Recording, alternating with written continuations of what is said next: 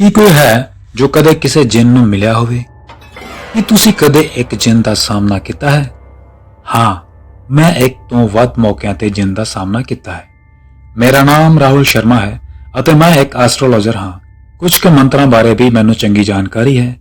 ਇੱਕ ਵਾਰ ਮੈਂ ਇੱਕ ਸੂਫੀ ਬਾਬਾ ਜੀ ਬਾਰੇ ਸੁਣਿਆ ਜੋ ਵੀਰਵਾਰ ਨੂੰ ਦਿੱਲੀ ਵਿੱਚ ਇੱਕ ਮਕਬਰੇ ਕੋਲ ਲੋਕਾਂ ਦੀਆਂ ਸਮੱਸਿਆਵਾਂ ਦਾ ਹੱਲ ਕਰਦਾ ਸੀ।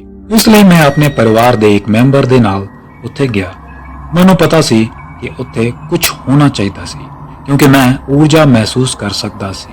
ਕੁਝ ਸਿੱਧੀ ਪਾਠ ਅਤੇ ਪੂਜਾ ਕਰਨ ਦੇ ਕਾਰਨ ਮੈਂ ਇਹ ਸਭ ਚੀਜ਼ਾਂ ਮਹਿਸੂਸ ਕਰ ਸਕਦਾ ਹਾਂ।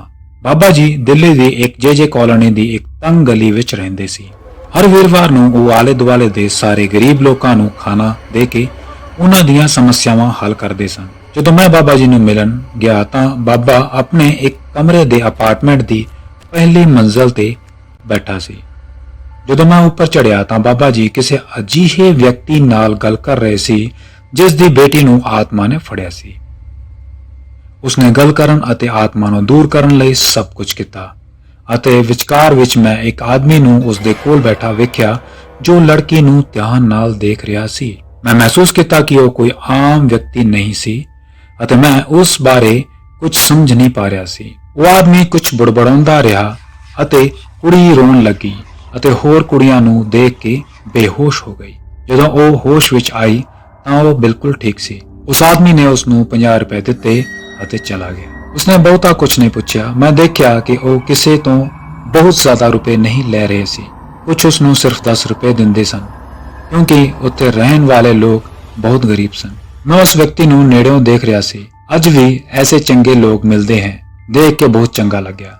ਮੇਰੀ ਵਾਰੀ ਤੋਂ ਪਹਿਲਾਂ ਬਾਬਾ ਨੇ ਦੁਪਹਿਰ ਦੇ ਖਾਣੇ ਦਾ ਐਲਾਨ ਕੀਤਾ ਅਤੇ ਉਸਨੇ ਸਾਰਿਆਂ ਨੂੰ ਸੱਦਾ ਦਿੱਤਾ ਕਿ ਉਹ ਸ਼ਾਮਿਲ ਹੋਣਾ ਚਾਹੁੰਦੇ ਹਨ। ਮੈਂ ਉੱਥੇ ਕਮਰੇ ਦੇ ਇੱਕ ਕੋਨੇ ਵਿੱਚ ਬੈਠ ਗਿਆ ਅਤੇ ਬਾਬਾ ਜੀ ਕੁਝ ਲੋਕਾਂ ਨਾਲ ਖਾਣਾ ਖਾ ਰਹੇ ਸਨ। ਅਜੀਬ ਆਦਮੀ ਨੇ ਉਹਨਾਂ ਸਾਰਿਆਂ ਨੂੰ ਦੁਪਹਿਰ ਦਾ ਖਾਣਾ ਦਿੱਤਾ ਜੋ ਕਿ ਰੋਟੀ ਅਤੇ ਕਿਸੇ ਕਿਸਮ ਦੀ ਸਬਜ਼ੀ ਸੀ ਅਤੇ ਉੱਥੇ ਬੈਠ ਗਿਆ, ਪਰ ਉਹ ਖੁਦ ਕੁਝ ਨਹੀਂ ਖਾ ਰਿਹਾ ਸੀ।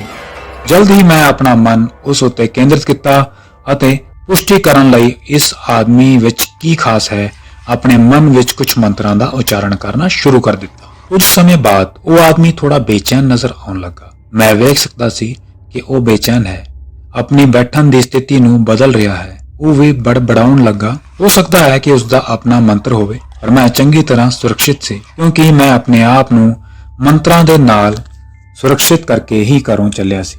ਉਸਨੇ ਮੇਰੇ ਵੱਲ ਵੇਖਣਾ ਸ਼ੁਰੂ ਕਰ ਦਿੱਤਾ। ਉਸਦੀ ਅੱਖਾਂ ਲਾਲ ਹੋ ਗਈਆਂ ਅਤੇ ਮੈਂ ਸਮਝ ਗਿਆ ਕਿ ਇਹ ਇੱਕ ਜਿੰਨ ਹੈ। ਜਦੋਂ ਉਸਨੇ ਮੇਰੇ ਤੇ ਸਭ ਕੁਝ ਅਜਮਾਇਆ ਔਰ ਫਿਰ ਆਪਣੀਆਂ ਅੱਖਾਂ ਹੇਠਾਂ ਕਰਕੇ ਬੈਠ ਗਿਆ ਅਤੇ ਮੈਂ ਜਾਪ ਕਰਨਾ ਵੀ ਬੰਦ ਕਰ ਦਿੱਤਾ ਕਿਉਂਕਿ ਮੈਂ ਹੋਰ ਜਾਣਨਾ ਚਾਹੁੰਦਾ ਸੀ। ਫਿਰ ਮੇਰੀ ਵਾਰੀ ਸੀ ਅਤੇ ਮੈਂ ਕਿਹਾ ਕਿ ਮੈਂ ਬਾਬਾ ਜੀ ਨੂੰ ਅਖੀਰ ਵਿੱਚ ਮਿਲਾਂਗਾ ਕਿਉਂਕਿ ਵਾਰੀ ਵਿੱਚ ਮੇਰੇ ਪਿੱਛੇ 2 ਹੋਰ ਲੋਕ ਹਨ। ਬਾਬਾ ਜੀ ਨੇ ਦੋਹਾਂ ਨਾਲ ਗੱਲ ਕੀਤੀ ਅਤੇ ਉਹ ਚਲੇ ਗਏ।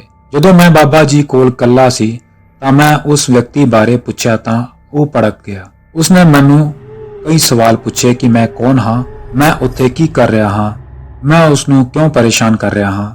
ਮੈਂ ਉਸ ਨੂੰ ਭਰੋਸਾ ਦਿਵਾਇਆ ਕਿ ਮੈਂ ਇੱਥੇ ਕੁਝ ਵੀ ਖਰਾਬ ਕਰਨ ਨਹੀਂ ਆਇਆ। ਮੈਂ ਉਤਸੁਕਤਾ ਦੇ ਕਾਰਨ ਇੱਥੇ ਆਇਆ ਹਾਂ।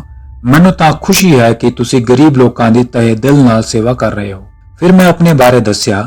ਗੱਲਾਂ ਵਿੱਚ ਅਸੀਂ ਦੋਵੇਂ ਇੱਕ ਦੂਜੇ ਦੇ ਬਾਰੇ ਜਾਣਿਆ।